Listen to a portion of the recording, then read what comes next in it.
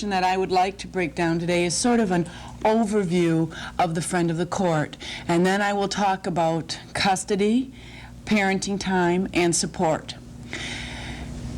The Friend of the Court office is located in the county building, across from the library, on the first floor. We are open from 8 to 4:30. We are also open right through the noon hour, so you can call and come in at any time between 8 and 4:30. As Judge Deegan said, there are 3 circuit court judges in our circuit. The Friend of the Court staff works we are employees of the circuit court. I have 37 people, full-time people, working on staff. That staff is divided into 3 teams. We divide our teams up according to the judges. We have Judge Deegan's team, we have Judge Kelly's team, and Judge Adair's team. Each team has a referee. Each team has what we call a judicial domestic specialist who work on custody and parenting time. Each team has auditors, caseworkers, JSOs. So when you telephone our office, it's very helpful if you know your judge, know your caseworker, know the people that you're working with. When you call up, we'll give that to you, that information over the phone, write it down. It's easier when you call the next time that you ask for that particular person, because that person has been assigned to your case, that person is on your team, okay? So, again, we're open 8 to 4:30, and the phone lines are open during that entire time. Let me stop a minute and explain that all of this information that I'm going to disseminate today will deal with those of you who are going through the divorce, who are just separated, and also those of you who have had babies outside the bonds of matrimony. Okay, so all of this information, although in particular cases it might be a little bit different, generally speaking, all of this information will apply to all of those situations. Okay? Now, the Friend of the Court, as I mentioned, has 3 main divisions. We have 3 teams, and within those teams, we're divided into a custody team and support teams. If there are no general questions with regard to the functioning of our office, I'll move right into custody. Are there any questions on the general operation of the Friend of Court office? Okay.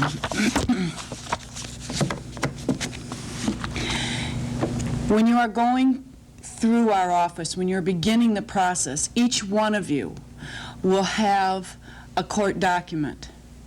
That court document is called an order. And in your order, you will have language dealing with custody, or who has the children living with them and who has parenting time, who sees the child on a regular basis. Now, there are 3 types of custody. The first type of custody that we deal with in our office is sole custody. And sole custody, which is not used very often in our office, is where one parent has both legal and physical custody of that particular child. That parent makes all the decisions regarding that particular child. Again, this used to be more prevalent. It is not now. What is most prevalent in our office is what is called joint legal custody. In joint legal custody situations, one parent has the physical custody of that particular child, but both parents share in major decision-making with regard to that child. Major decision-making includes, but is not limited to, decisions regarding religion, education, medical treatment, That means both of you, as parents, will sit down and work out those details regarding those topics. If you cannot reach a decision, the friend of court will help you reach a decision, hopefully a mutually agreeable decision. But again, that is the most common type of custody in our office. The last type of custody that we deal with in the friend of the court office is called joint physical custody. And that's a type of custody where both parents share the child on an equal basis. Say 1 week with mother, 1 week with father, next week with mother, and so on. This is a very difficult type of custody in that, first of all, the parties really have to work together.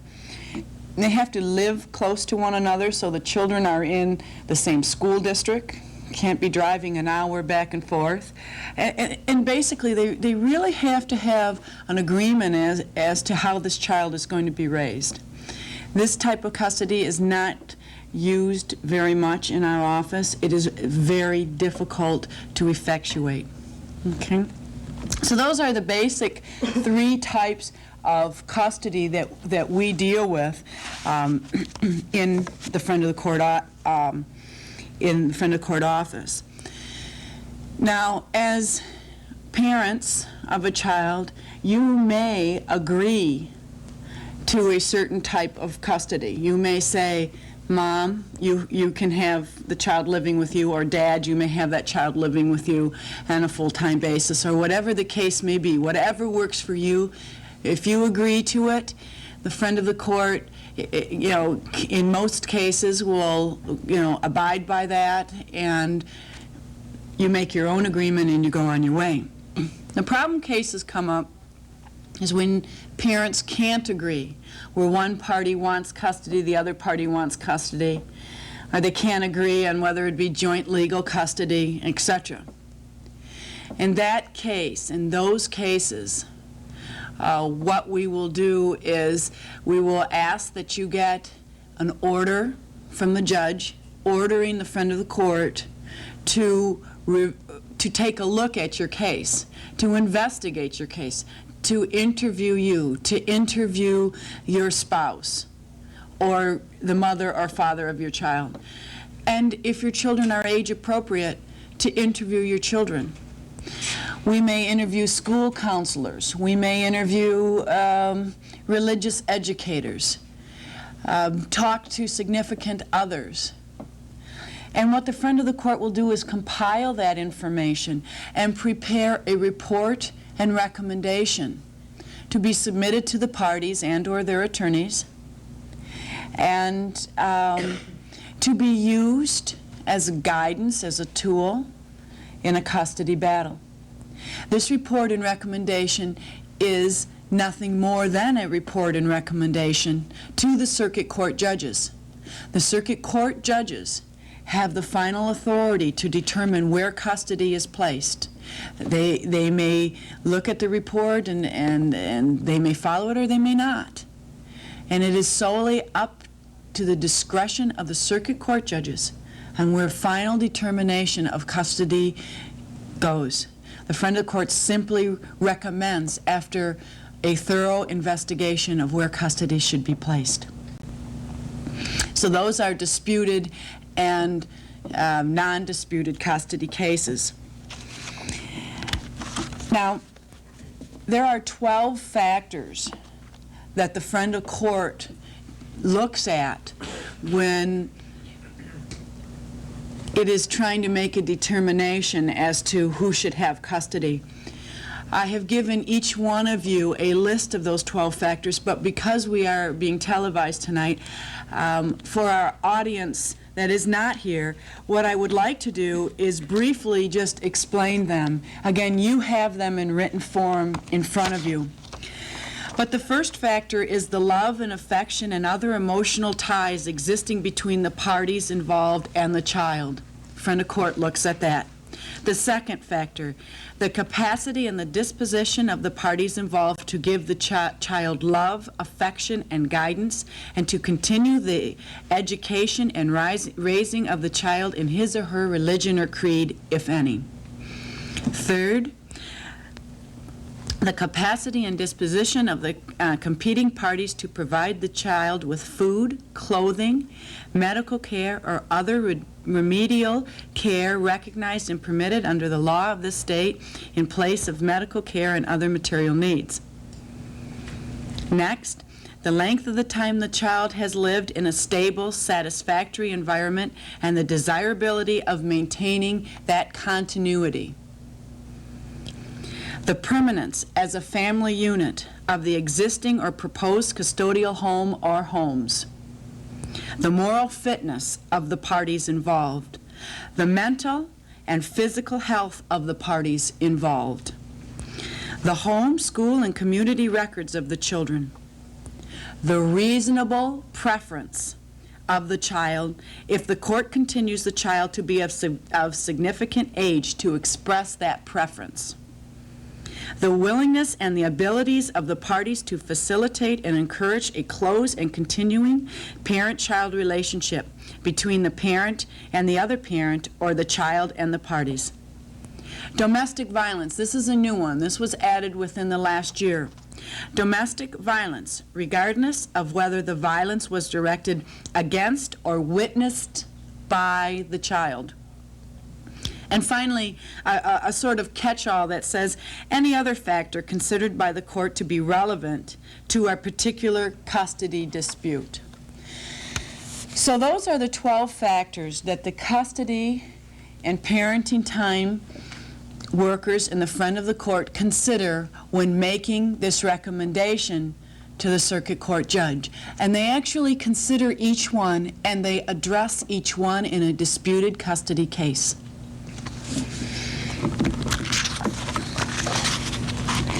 Now, there may be times in your case that once custody is determined where either party may want to change custody. That can be easily facilitated at the front of the court without the need of an attorney if both parties agree to those issues dealing with the actual change of custody, dealing with the support issues, and the parenting time. So all you would need to do is write our office, explain that there's been an agreement between both of the parents of this particular child, set forth that agreement with regard, again, to the change of custody, the support issue, and the parenting time. And the friend of court will help you in facilitating another order that meets your needs as they change. Okay, again, this can be done without the need for an attorney.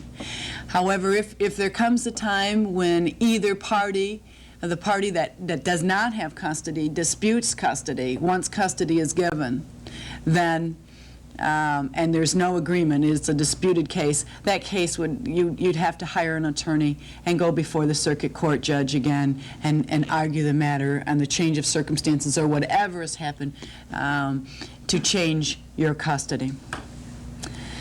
Are there any questions with regard to the types or changing of custody or how we go about it or the factors that we use at the front of the court office with regard to changing of custody? Regarding the 12 factors, the domestic violence, do we need to bring that to your attention, or do you get that through the Sheriff's Department or anything like that? Okay, the question was regarding the domestic violence aspect of the custody factors. Do the parties need to bring that to our attention? And the answer is yes. Through police reports or whatever. We don't automatically get police reports from the local agencies, so that has to be brought to the front of court attention with a backup of your police report. Other questions? Let me interject something here that I didn't mention in the beginning of our program. throughout my discussion with you tonight, will talk and have talked about a referee hearing. A referee is an attorney in the Friend of the Court office who hears cases. If you have a dispute, whether it being support or parenting time, you would write the Friend of Court office, and we would attempt to handle the dispute. If it could not be handled through letters or through telephone communication, the matter would be set on before a referee. And the referee would make a recommendation to the circuit court judge as to the issue that is before the referee. It is important that you understand when you're in a referee hearing that communication with a referee outside the hearing is forbidden. So telephone calls cannot be made to a referee. Even a simple telephone call that says, "What did you say during that hearing?" would not be permitted. Okay? So when you're calling the Friend of the Court with questions with regard to a referee hearing, you'll be directed elsewhere. Okay. Any other questions with regard to custody? All right, I'd like to move into parenting time. Parenting time is a term that is just brand new in our office. We used to call this visitation, okay? And I'll probably switch back and forth. However, the laws of January 1997 requires us all to use the terminology parenting time. Parenting time is the child's right to spend time with the other parent. I think Regina Friedman mentioned that her agency, as well as our agency, really believe that it's your child's right to spend time with both parents. We believe that children are entitled to have a relationship with both of the parents, and we believe in that strongly. So with that, we have developed guidelines with regard to parenting time and developed ways to help you understand what those guidelines are and also facilitate those guidelines into your daily life. Now again, as with the custody, each one of you will have an order from the court once custody is determined, giving parenting time to the other person, to the non-custodial person. That person may be mother or father. In the St. Clair County Friend of the Court, they're both. Mother gets custody, father gets parenting time, father gets custody, mother gets parenting time. Okay? Now, in some cases, the parties may be able to work out an agreement between themselves. And your order may say that the parties have reasonable parenting time. We encourage, we want you to work out your own parenting time schedule. Who knows your schedule better than you? We also find that the schedules work longer if you prepare them, rather than have the Friend of Court staff prepare them. So we encourage that, and we ask that you do that. When you cannot do that, our job is to help you find that parenting time schedule that will work. Now, in many cases, we have developed what we call a typical parenting time schedule. That schedule is in the Friend of Court handbooks that each one of you have today. Okay? But again, because we're being televised, I'm going to spend just a few moments and go over what that typical parenting time schedule is. And I'm talking about a parenting time schedule for a non-custodial party. And that parenting time schedule would be every other weekend from Friday at 6 until Sunday at 6. A midweek visit That's one evening per week, and the time and the date, again, will depend on the child's school schedule, your work schedule, etc. But one midweek visit per week. In the even number years, okay, 1996, 1998, etc., Easter Sunday, the custodial parent, or excuse me, the non-custodial parent would have Easter Sunday from 8 a.m. to 8 p.m., Memorial Day, Labor Day, Thanksgiving, and Christmas Eve from 8 a.m. to 8 p.m. In the odd number years, the non-custodial parent would have parenting time on New Year's Day from 8 a.m. to 8 p.m., Easter Saturday from 8 p.m. until Easter Sunday, 8 a.m., July 4th, Halloween, Christmas Eve at 8 p.m., overnight to Christmas Day at 8 p.m. 3 non-consecutive weeks in the summer. It means 1 week in June, 1 week in July, 1 week in August. Father's Day with father, Mother's Day with mother, 1/2 of the spring break and 1/2 of the Christmas break. Okay, all holiday time is from 8 a.m. until 8 p.m. Now that's a typical parenting time schedule that we would recommend if you couldn't agree to your own. And there's a variety of other rules that we would ask that you follow. For instance, that as a non-custodial parent, you give the custodial parent 1/2 an hour leeway. Excuse me, I said that wrong. As a custodial parent, you give the non-custodial parent 1/2 an hour leeway. Flat tire, ice storm, etc., for picking up that child. That you give 48 hours notice if you're going to cancel parenting time. I mean, that's a considerate thing to do, not only to the other parent, but also for the child. Certainly you don't want your child waiting and waiting at the doorstep only to be disappointed. So there are a whole slew of different things that we ask that you follow. For those of you here tonight, they are laid forth in the Friend of Court manual. For those that are watching tonight, the Friend of Court manual is available at the Friend of the Court office. We'll be happy also to mail you a manual to give you these schedules and to educate yourself as to what would be the typical parenting time. Now, of course, this typical parenting time is not going to work if you have an infant. So we have developed a whole set of rules with regard to infants.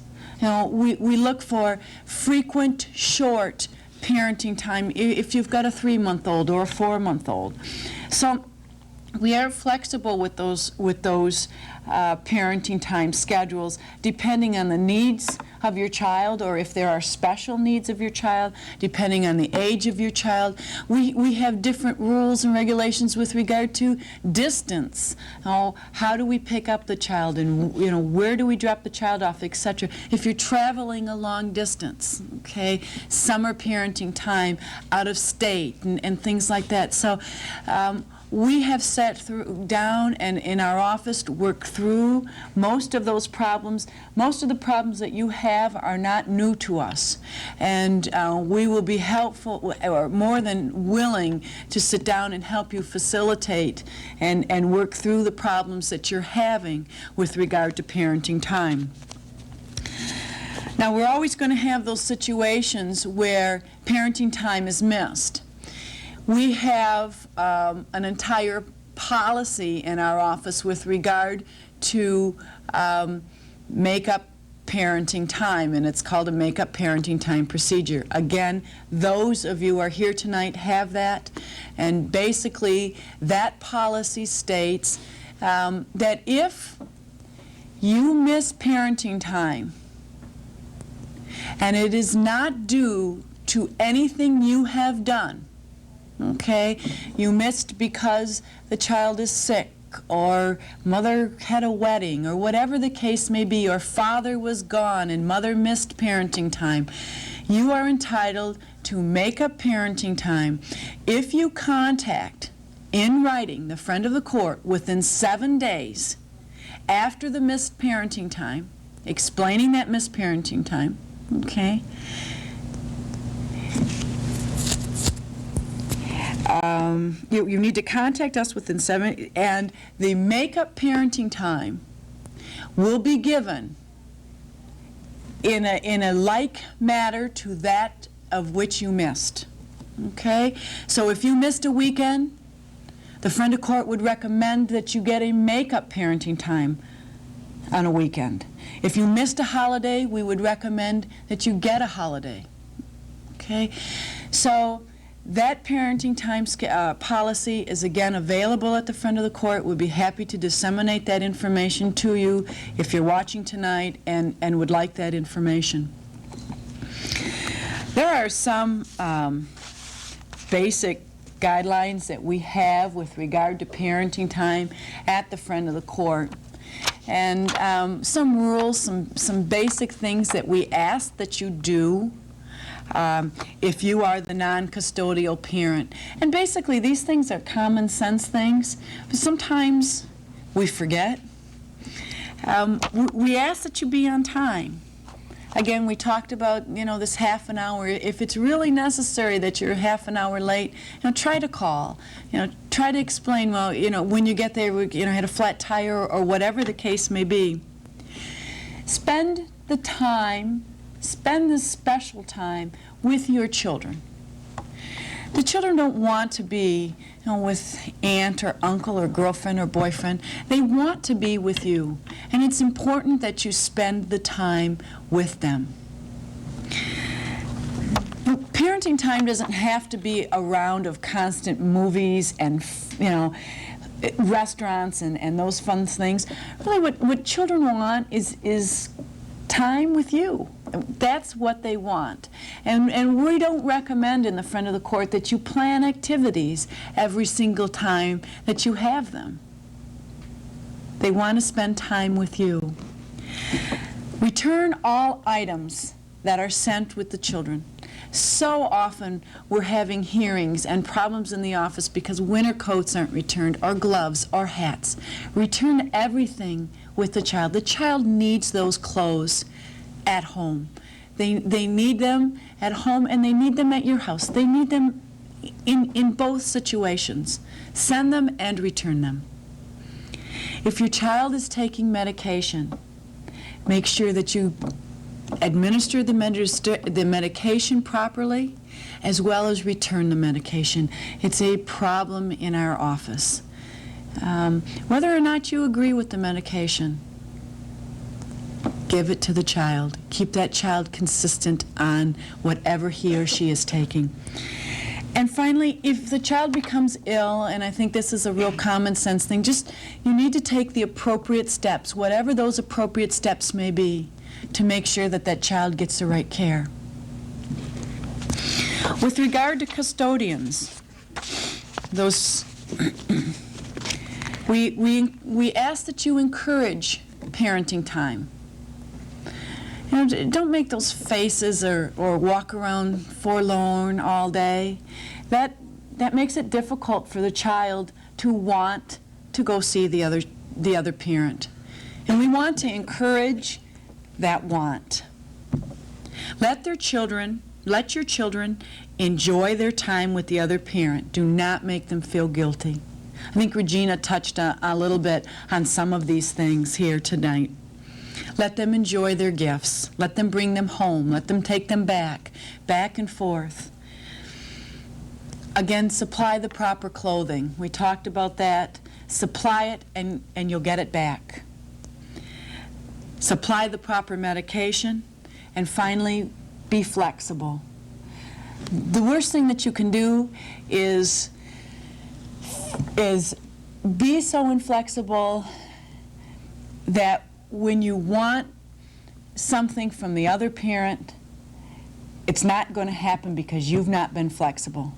You're going to work together for many, many years. In some of your cases, 16, 18 years. And if you start being flexible now, when you have a death in your family or when you have a wedding in your family and you want those children there, the other parent is going to be flexible because you've done the same for him or her. Remember, parenting time is your child's right. I want to say one other thing about parenting time. and it has to do with support. Support and parenting time in the state of Michigan are unrelated. And that means whether or not the other parent is paying support, you must allow parenting time. And the reverse is true. Whether or not you are receiving parenting time, you must pay child support. They are totally unrelated in the state of Michigan. Okay, we've got a lot of people call up a lot of the times and say, well, he or she's not paying, so I'm just not letting them see the child. And we have to say, that is not the law in this state. Are there any questions with regard to parenting time?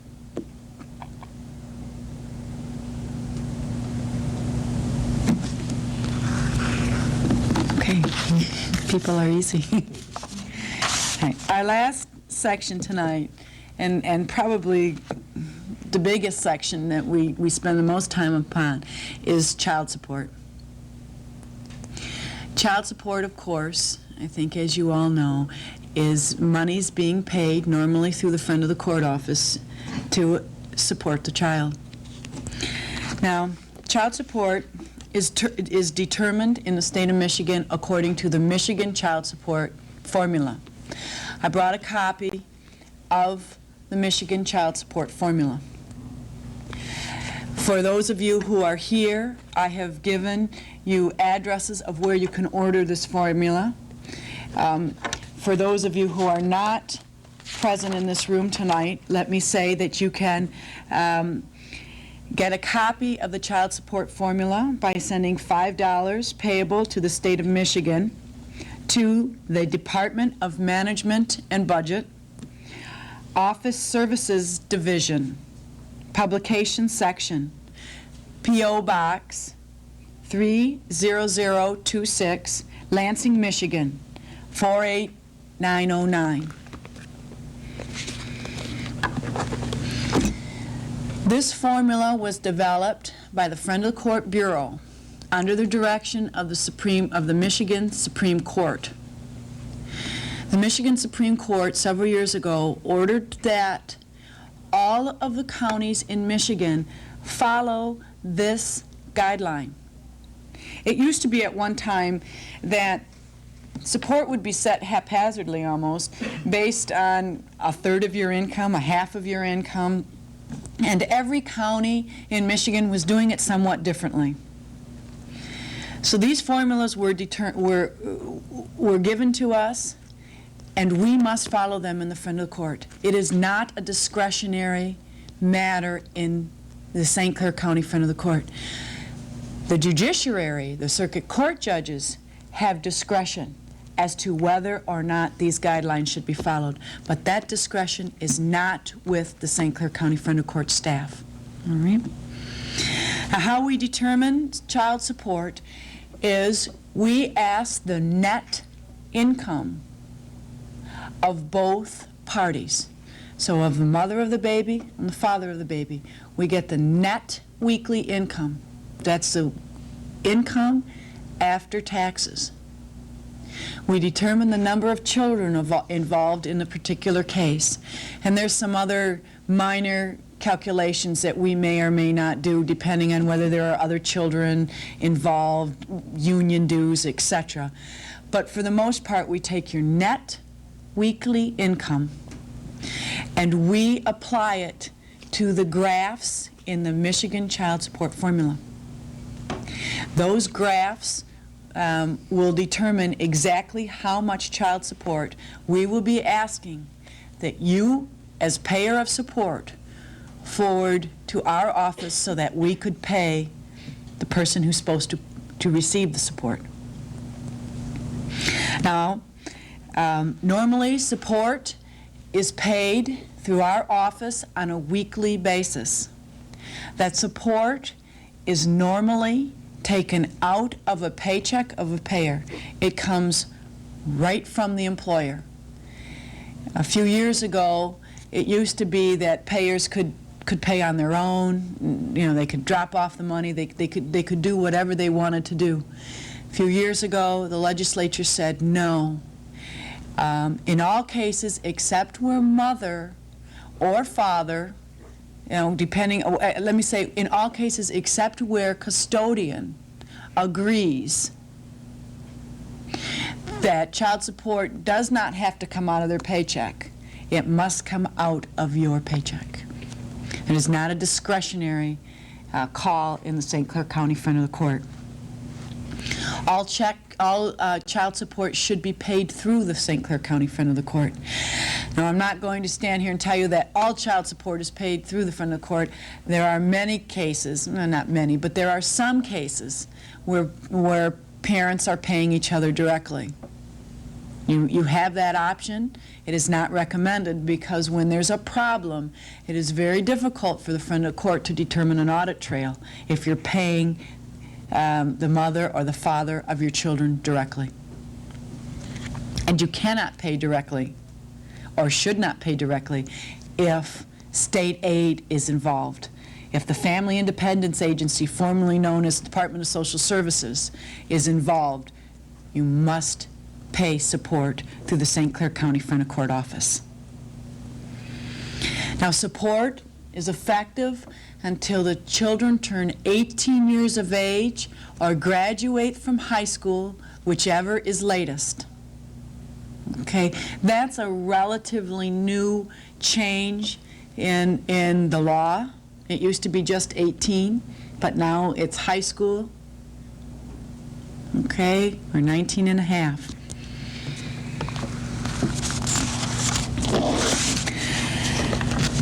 You should mail your checks into, or your employer should mail your checks into the St. Clair County front of court office.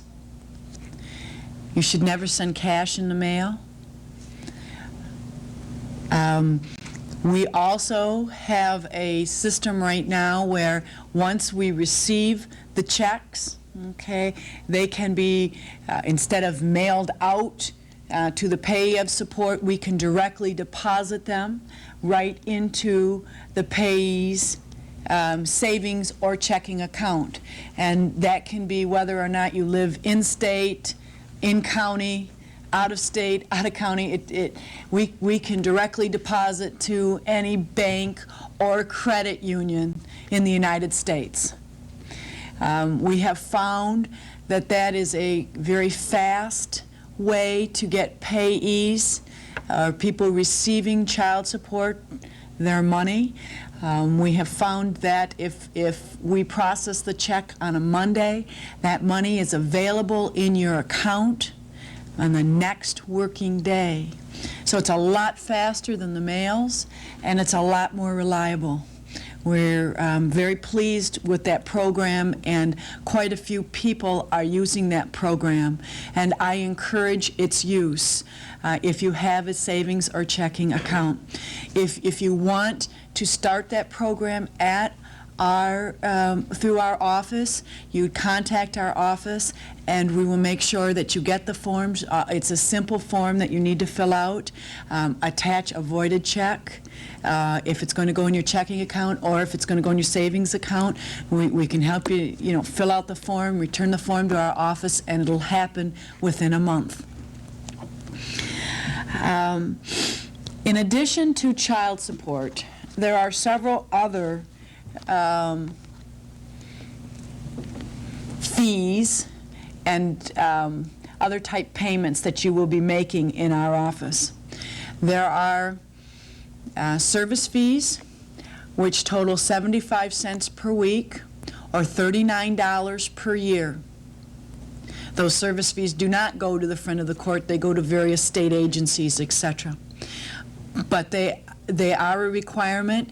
That fee language will be in every one of your orders. So many people call us and say, well, I didn't know it. And believe me, $39 over 18 years adds up to be a lot of money in some cases. And so many people say, I didn't know about it. Well, it's in your orders. Okay. Normally, if you have the income withholding order, that order taking money out of your paycheck, All right. Normally, the friend of court will add 75 cents to that, and every week we'll pay that service fee function off. But in some cases, it's not in there for whatever reason, and you need to know that you are responsible for that. Again, that's $39 a year. You also will be responsible for medical costs. Now, there are several types of medical costs. If the state, for instance, picked up for the costs of a birth of your child, you will be responsible to reimburse the state for that cost. Those costs will be about $4,000. If insurance picked up the costs, in your orders you will have language that will state what percentage of medical reimbursement you will be responsible for. Okay, 60%, 40%, whatever that amount may be, you will be responsible for that. So if the state picked up the cost, or excuse me, insurance picked up the cost for the birth of the baby, you may be responsible for that percent of uninsured costs. There are other medical costs throughout after birth, as you all know, throughout the lives of your children, and those medical percentages will still remain in effect. They may change as your income changes, but medical, you will still be responsible for a certain percentage of any uninsured medical. In a few moments, we'll talk in a little bit more detail about medical expenses. You may be responsible for child care costs. Right, those costs are calculated in the front of the court office. It is not a necessity that the child care provider be licensed. Right? In some cases, the Department of Social Services may be picking up some of the costs of the child care. And so we will determine if any of those costs were picked up from any other sources, and then we'll determine the split. And when I say we, I'm saying the friend of the court office will determine the split as to child care costs. So those are the basic costs that will be assessed as payers of support. You also need to know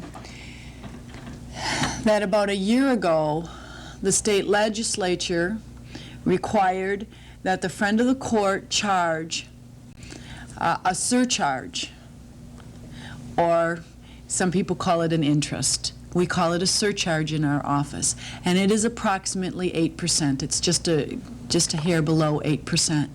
We charge approximately 4% in January and 4% in July on the arrears due and owing on the particular dates that we charge. It's January 15th and July 15th. So if the arrears are due and owing to the state of Michigan, that particular 4% will be added on that money due and owing to the state of Michigan.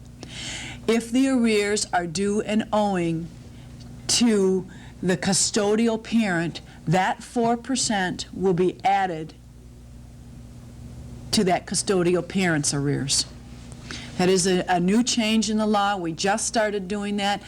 That surcharge is added to not only child support, it is added to medical bills, it is added to alimony, it is added to most of the arrears that the friend of court carries on its books. So you need to know that, and if you don't want to pay that surcharge, you need to clean up your account to pay it all off in full before the 15th of January and the 15th of July of each year.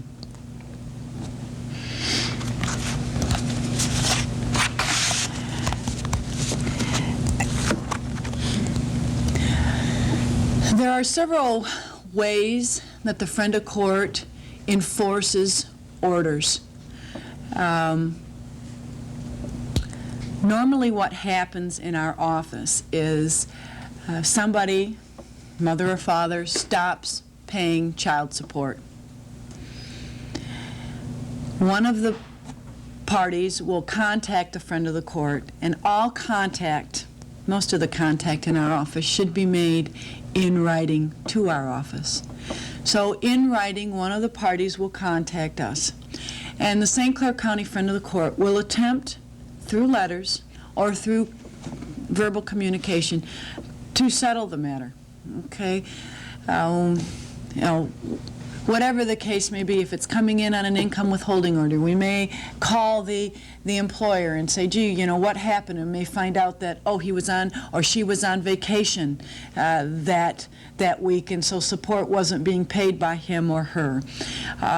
We may try to contact the individual party, or we will try to resolve the issue before to set it on before a referee.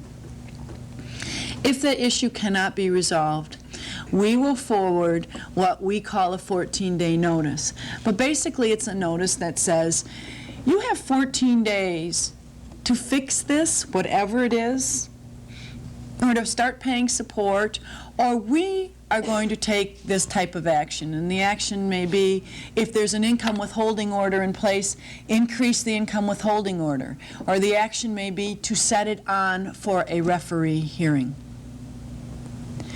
If there is no contact from the parties, from one or the other party, within 14 days, we will set the matter on for a referee hearing. Now, at a referee hearing, and again, that is a hearing before an attorney in the St. Clair County Friend of Court office. You may or may not be represented by an attorney yourself. You will appear at the Friend of Court office at the time, date stated in your notice. You will be asked to go back to the referee's office. The payer and the payee of support will both be notified. So you will both have an opportunity to explain your side of the story in the referee hearing. So the referee will tape the hearing, and the referee will ask you why you're not paying support. And you will explain your situation, and the referee will make a recommendation. As I mentioned before, the referee is making a recommendation. Those recommendations, whether they be in parenting time hearings or in support hearings, are appealable to the circuit court judge. Okay, all referee hearings are appealable to a circuit court judge. So the referee will make a recommendation, and you may choose, to appeal or not to appeal. If not, then you need to follow the referee recommendation.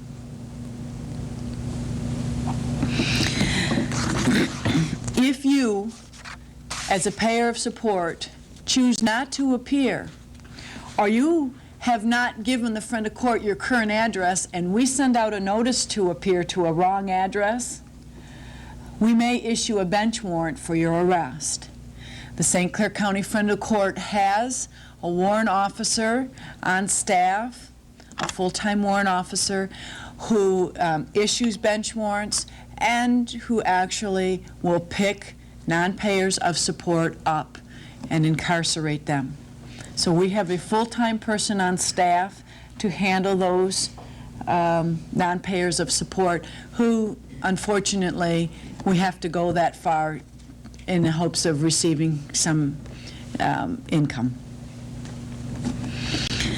Now, once you have a support order, there are several ways to change that order. The first way to change that order is by hiring an attorney. You can hire an attorney, they can do the paperwork for you. The St. Clair County Friend of Court will do what it has to do to facilitate that change.